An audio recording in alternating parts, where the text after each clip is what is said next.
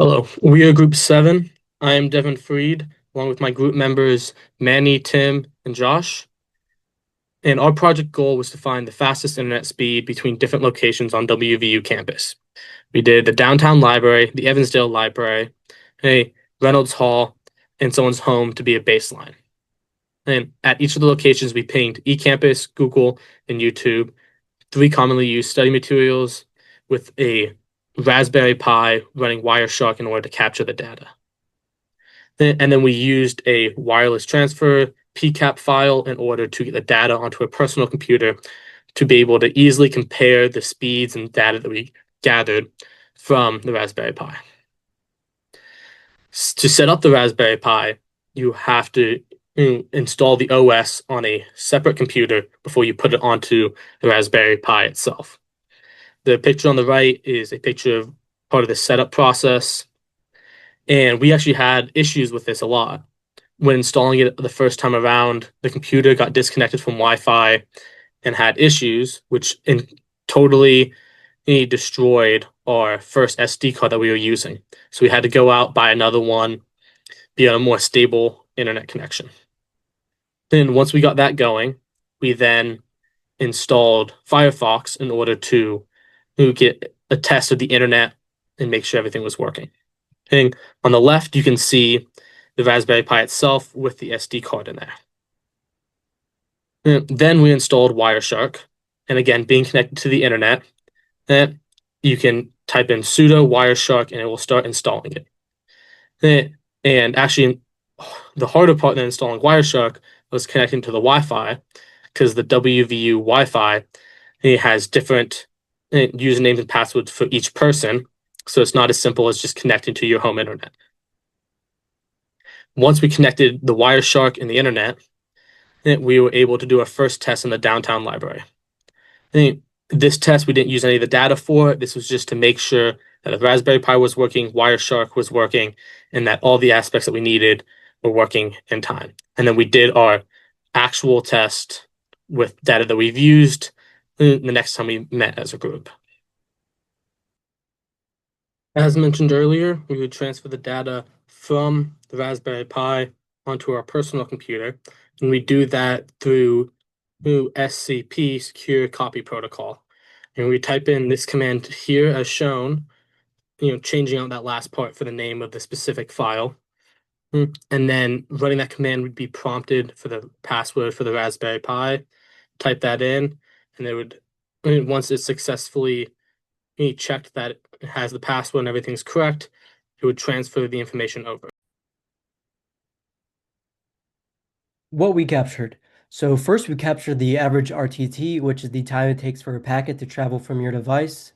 Then we captured the DNS resolution time, which is the amount of time it takes for your computer to send a DNS query and receive a response back. Then we captured jitter, which is the variation in RTT between consecutive packets. Then lastly, we captured packet loss percentage, which is how many packets were sent out that never make it back compared to the total amount sent. For Google, we found that Evansdale Library had the highest RTT with a time of 113.50 ms, and Home Network and Downtown Library had identical DNS resolution times of 0.04 ms, and Evansdale Library had the highest jitter time of 0.68 ms. For YouTube, Reynolds Hall had the highest RTT of 142.31 ms, and Home Network had the highest DNS resolution time of 0.02 ms, and Home Network had the highest jitter time of 0.24 ms. For eCampus, Reynolds Hall had the highest average RTT with a time of 112.01 ms, and Reynolds Hall had the highest DNS resolution time of 0.14 ms. Reynolds Hall also had the highest jitter time of 0.21 ms. For packet loss percentage, the highest packet loss was Reynolds Hall with a 66.67 percentage, which is significant packet loss. Comparing the data, Google performed best at home and worst at Evansdale Library. YouTube performed best at Evansdale and worst at Reynolds Hall, and eCampus performed best at home and worst at Reynolds Hall. So our first comparison was our control group, and this is going to be our base comparison displaying all the differences between the locations that we've done. So our control group was conducted at Manny's house, and these comparisons, they show input-output graphs, which is an easy way that Wireshark shows you the differences in the internet speeds. So we'll get into that in a minute, but Um, home Wi-Fi is typically a little bit better because there's less traffic, so it's hard to tell what the exact numbers are for the control group comparing them. Um, but yeah, so the input-output graphs are right here. This is what they look like. And we can click, there we go. So the maximum transmission at his house was 10 packets. So that's shown here, the packets over time. So 10 packets up at the top is the maximum spike we have. And over time, the minimum transmission was about 3 seconds shown here. So the first spike is when it really happened. So that's pretty good. I mean, pretty average for your home Wi-Fi, uh, but it just shows there's a lot of activity going on here. So our first actual test at the downtown library was done on the sixth floor study rooms, and the maximum transmission here was 8 packets. And as you can see, there's just less activity going on. There are a few good spikes. The minimum time was about 5 seconds, shown here for the first spike. And yeah, so just less activity than the home Wi-Fi because there's just more people online. So that's basically why that happened. And then the Evansdale library was the first one that it shows a good filtered packet, which I'll get into in a minute. And we did our testing here on the ground floor, and the maximum transmission here was 6 packets, and the minimum time is 12 seconds. So time takes a little longer, but as we could see, there's a good amount of activity going on. So this is the filtered packets here on this 1 packet line. So that's basically the baseline of packets being transmitted. So there's always something being transmitted, which is a good thing because it was harder to see in the previous ones. But if we looked, this baseline was on the 0 packets line. So there's just less activity going on at the downtown library and the home. So this is a good thing we like to see because there's constantly something being transmitted on this 1 packet line. So that is nice. And then Reynolds Hall was our final destination. We did our testing on the fifth floor, and the maximum transmission was 8 packets.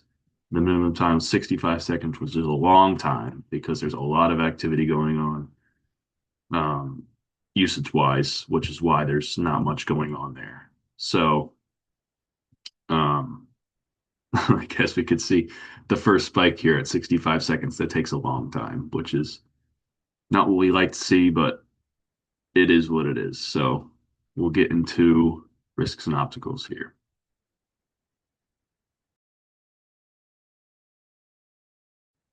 All right, next we have the risk and obstacles that we ran into. The first one was not having all the right cords for our Raspberry Pi. Um, this caused us delays in getting started. We had to make sure we had all the right cords the next time we met up and going down to the front desk and getting those cords.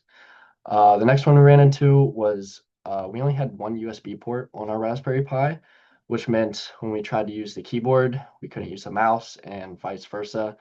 Just got pretty annoying. And then the next one was working around our schedules for a meetup time. Our schedules varied week to week, and just having that group chat helped out a lot. Next, we have future improvements. Having those designated time and place at the beginning of the week, like on Sunday, is probably good, or even meet up on Zoom, which is easier for everyone. Next thing we have is ensuring we have the right setup tools and cords for the Pi.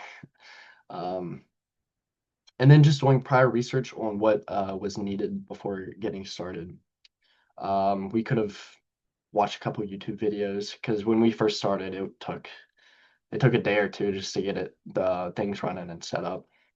And then another future improvement is having additional ones. They do cost money, so um, that's why we didn't have it this time. And then our final conclusions was that our network performance varies slightly or significantly across campus. But depending on the time and location, we saw varied speeds and packet loss, all that. Our control group, which was Manny's home, delivered the most stable speeds, had the lowest round trip time and moderate jitter. Um, Reynolds and Evansdale showed highest delays for YouTube and eCampus. So this is not very good for studying or watching YouTube. The next thing we have is jitter levels stayed low across all locations. And then the packet loss and round trip time spikes suggest congestion, uh, which you're going to have at WVU. You can't really get around that. And do we have any questions?